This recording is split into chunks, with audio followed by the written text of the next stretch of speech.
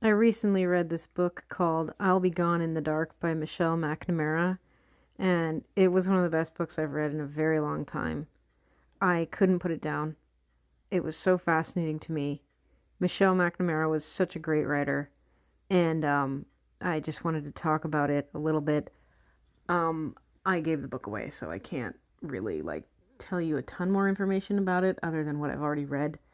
But so this is about a killer, rapist, a serial killer and rapist who was having his heyday in the 70s. And I think he delved into the 80s a little bit, but he was really in his kind of prime in the 70s. And it took them almost 50 entire years to catch him. We'll talk about that later on. But so Michelle McNamara actually started calling him the Golden State Killer.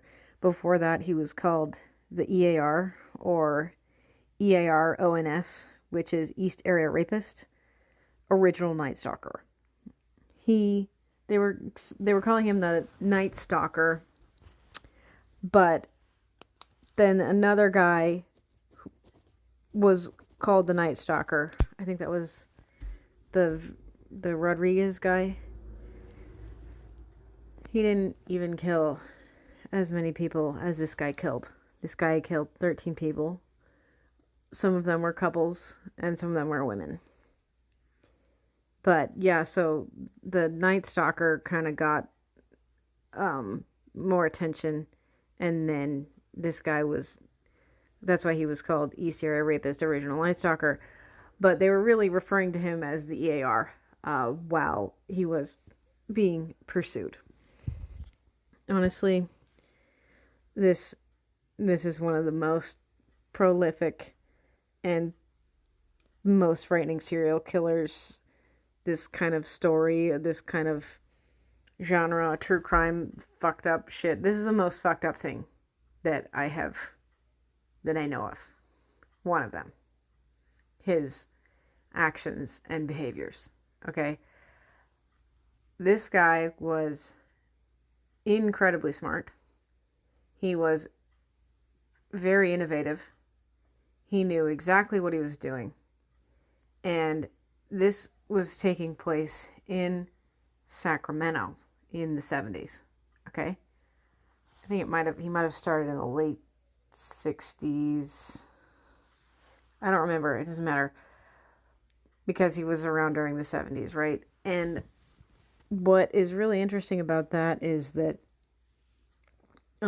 Michelle doesn't really talk a lot about this in the book because unfortunately she passed away before she could finish it.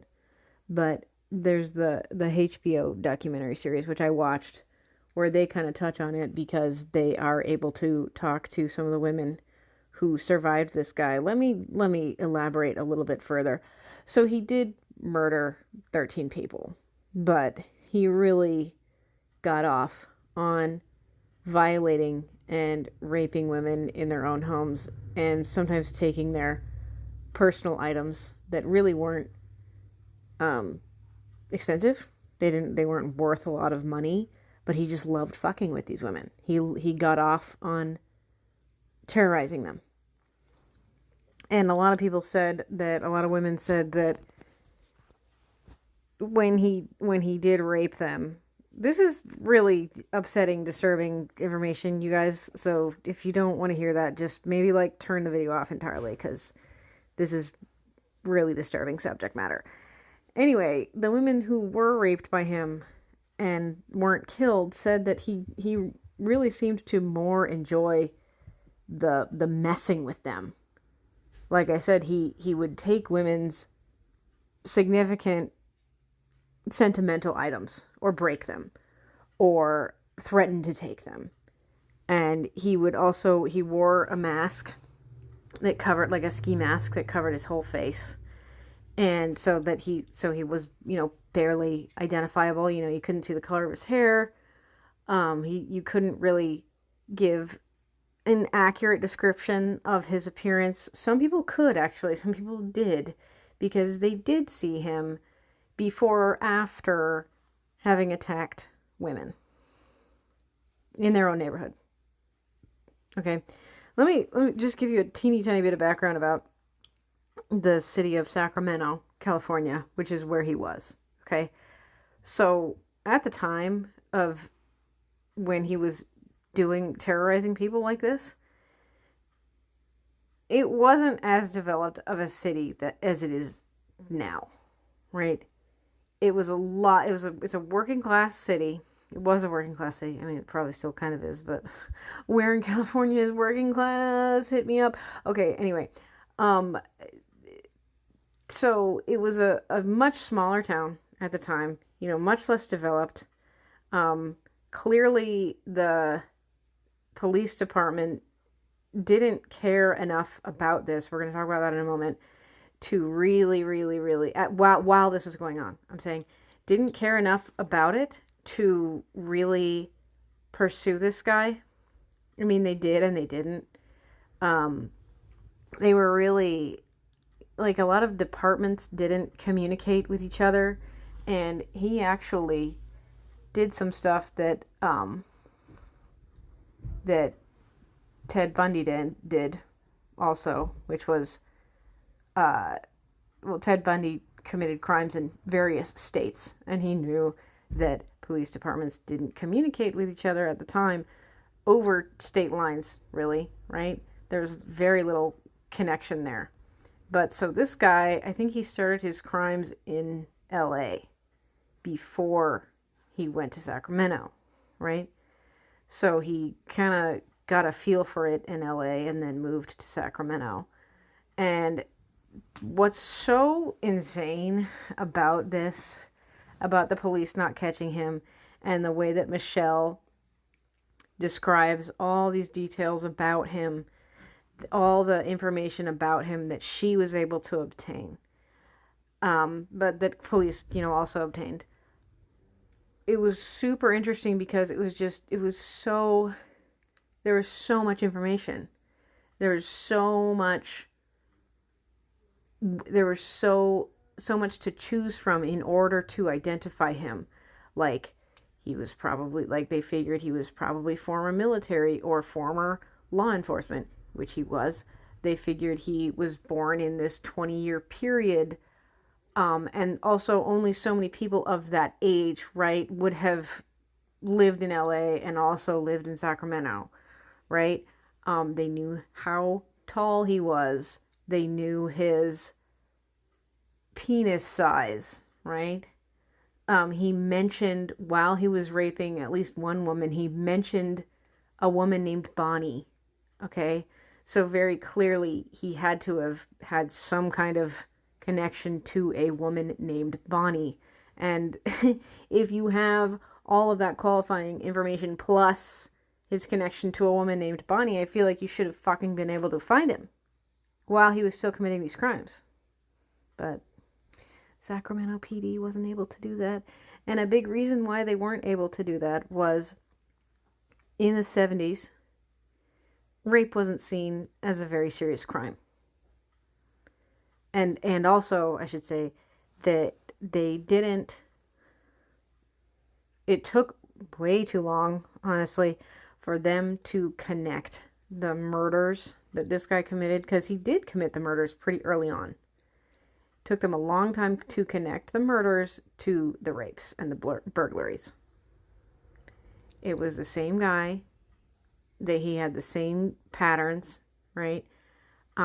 There was a guy, I think he was a detective, who said he really felt like they were the same person. He had connected the dots, right? But because rape wasn't really seen as that serious of a crime, and also because he didn't take anything extremely valuable, and also because no one had yet connected for a fact that he had committed these murders and these rapes, he kind of just got put on the back burner a little bit. I mean, he did and he didn't, but it just seemed the law enforcement just seemed questionable to me in this scenario. What I thought was really interesting that Michelle didn't really talk about in the book, I mean, she very well might have, had she lived to finish the book how she wanted to finish it, was that, and this is what the victims said in the show, okay? This pisses me off because this makes me angry. Okay. They said that you just didn't share this type of information. That one woman, I can't remember if it was her or her father. This woman at the time, she's a woman in the documentary, but she's a child. She was a child. This guy was raping children, you guys. This guy was raping 14, 15, 16-year-old girls in their homes. Whom he stalked their homes and waited until he could rape them. Okay? Anyway, one of the women who was a girl when she was raped by this fucking psycho said that her family didn't tell anyone that had happened to her. And I understand not telling all the information, but you could just say, oh, while Kimberly was home the other night, a burglar came in. So she's really shaken up from it. You don't have to say she was raped. But that blew my mind that you don't share this type of information with people.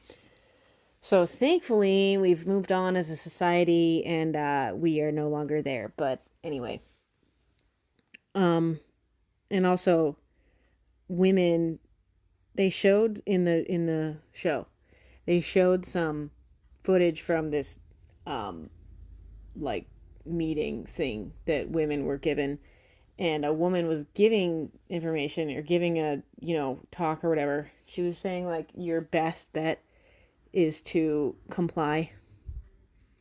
If he comes into your house and you should just comply. But she also said that she would have a gun, and I honestly think that women should be armed. And I'm serious as fuck about that. I really am. Okay. Women should have guns. Women should know how to operate guns. And women should use guns should they need to. I really mean that. Anyway. So, another thing that... Oh, okay. Sorry. Let me backtrack a little bit and just give a better example of the type of police work that was being done here. So, a report was made. This girl was violated, and by the EAR, okay, by the Golden State Killer, and she made a police report. And in the police report, the person writing the fucking report, I don't know if he was the guy that she reported it to, or some other guy who wrote it down, but it doesn't matter, because this guy was saying that he raped this girl when her sister was prettier. I don't really have faith in such a police department that's going to behave that way to catch a rapist who is also a murderer. So there's that. So one thing, Michelle definitely talks about it. It's implied very heavily. But one thing that's very scary about this guy was he clearly read the newspaper articles about him. And he loved the attention he got from these crimes. And something that was just really frightening to me was there was a town meeting about him, about the East Area rapist.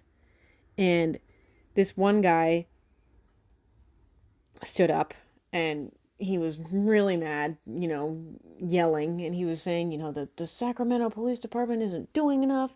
They're not doing their jobs, da-da-da. He was very angry, and understandably so, right? Later, that exact guy who said that at the meeting was targeted by the EAR. So clearly, the EAR would even go to these meetings and be keeping tabs on these people better get more information about himself. And that's a huge reason why he was able to go undetected for so long. I will also say that, we just didn't have the technology in the 70s. We didn't have DNA. No one could do this today. Take comfort in that, y'all, because we have security cameras, we have DNA, we have reliable fingerprinting, that kind of thing. And if you don't have security cameras, your neighbors probably have security cameras, but I recommend them. I really do. But yeah, so he wasn't caught. One thing that was also mentioned in the show that I don't think Michelle mentioned in the book, I mean, she might have mentioned it, but I don't remember it having been in there, was how thick the fog used to be in this area at the time of these crimes that he was committing.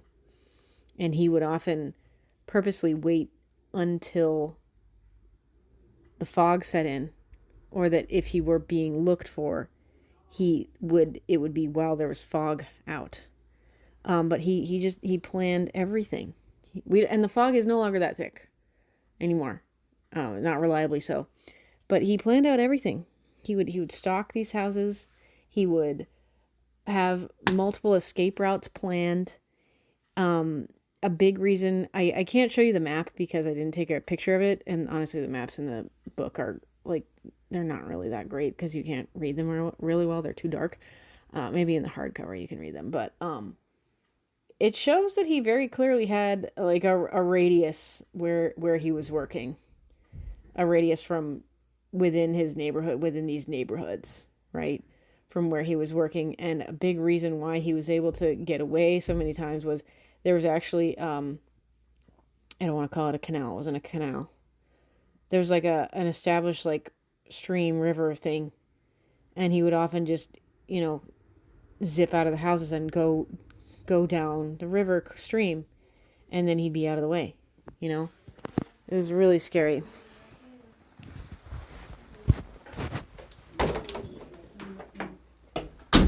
So, the title of his book is from something he said to a victim when he was about to violate her, and he was like, "Oh, don't, if you scream, if you call the cops, you'll be silent forever and I'll be gone in the dark." And hey, this is something that I worry about, you guys. This also reminds me of a show which is also based on a true story on Netflix called Unbelievable, about this rapist who read a fucking textbook that was written to catch rapists. And because he read the textbook, he was able to then adequately rape and get away with a lot of women, having done that to a lot of women, because people fucking wrote a book about it. But this guy also clearly read the papers, the articles, the newspaper articles that were written about him. And he graduated from violating women to violating couples. A lot of the times he would wait until the men or man were out of the house in order to violate a woman, but sometimes he wouldn't. And then he would get the man, and then he would get the man on the floor, and he would put dishes on him, and he would say, "If you move, I'm going to know immediately, because I'm going to hear the dishes clink or whatever." So that's what I'm saying. This worries me. I'm saying reporting on this kind of thing is necessary, but it also worries me because people like him read the articles about themselves and kind of behave accordingly. Like when he was called the East Area Rapist, he started raping in a different part of town. That kind of thing. It's very, very, very scary. Okay. This guy was finally caught pretty recently. And he was caught just by process of elimination with his relatives' DNA that they put on 23andMe or Ancestry.com or whatever. But they were able to find him. And I thought it was pretty fucking rude, honestly, that the Sacramento Police Department said that Michelle McNamara didn't have anything to do with them finding her. And as a matter of fact, she actually fucking did. Okay? Obviously, because she increased the hype about this guy. When you increase hype about it, you increase the pressure on the police departments or on law enforcement to catch someone. And this is going to sound very fucked up, but it's true. I'm sorry, Patton. I'm sorry, Alice. But the fact that Michelle died without having finished this book, it was almost finished. You know, it was clearly she wrote a ton of it and someone else was able to finish it for her. But the fact that she died writing about this guy increased publicity, and it increased the interest in catching this psycho, right? Unfortunately, Michelle passed away from, I hope you didn't hear my dog just then, but unfortunately Michelle passed away from, the wrong combination of pills, and it just got to her, and that's really, really scary. People don't realize how serious pills are. They don't think they're serious. They don't think they're dangerous, but they are. We can name many people here. Michael Jackson, Prince, Heath Ledger, among others. It takes you taking the exact wrong combination one time. The exact wrong combination of pills one time to die. It takes you taking pills plus something else you didn't even know you weren't supposed to mix with the pills one time in order for you to die. I mean, people, build resistance to certain drugs, to certain pills, and then you have to keep increasing the amount. You have to keep switching up the amount. I imagine people also kind of switch up brands and, different types of the drug. And it can kill you. It can kill you. So, not only did the Golden State Killer murder 13 women, I wonder how many more casualties were a result of him having killed those 13 women. Actually, I'm sorry, it wasn't only just women. He killed a few couples in there. It was mostly women, but he did kill some men also. But I'm saying, obviously, there's going to be people who die in the aftermath from that. People who die from alcoholism, drug use, depression, suicide, from having experienced that. Unfortunately, I know one person who, I'm not going to explain it all because it's very disturbing, survived a family member being murdered. And I know someone else whose friend was murdered when she was very young, when this person who I knew was very young. And I don't think you can get over it a lot of the time. It's just too messed up. And the person I just mentioned to you was actually from Colorado, and the guy who murdered the person, her friend, as a child, a grown man murdered a child is what I mean to say. He had actually done the same thing before, but I think that girl survived. But this dipshit judge, who was liberal in Colorado, let this guy go. And it resulted in someone else dying. Anyway, this is very disturbing. This is a very disturbing book. I unfortunately, like, when you're dealing with something like this, when you're writing a book like Michelle was about a demonic person like this, it will get to you. I know for a fact it got to a lot of the detectives who worked on this case, and it's just something that we don't really get over and we can't necessarily get over. Thankfully, this guy was caught. Thankfully, we have security cameras and DNA now. And thankfully, police departments also communicate with each other better now, because that was also an issue in solving this particular mystery of the identity of this guy. Okay. Anyway, I think that's about it. Thanks for watching my vid. I definitely, for sure, recommend this book. I'll Be Gone in the Dark by Michelle McNamara.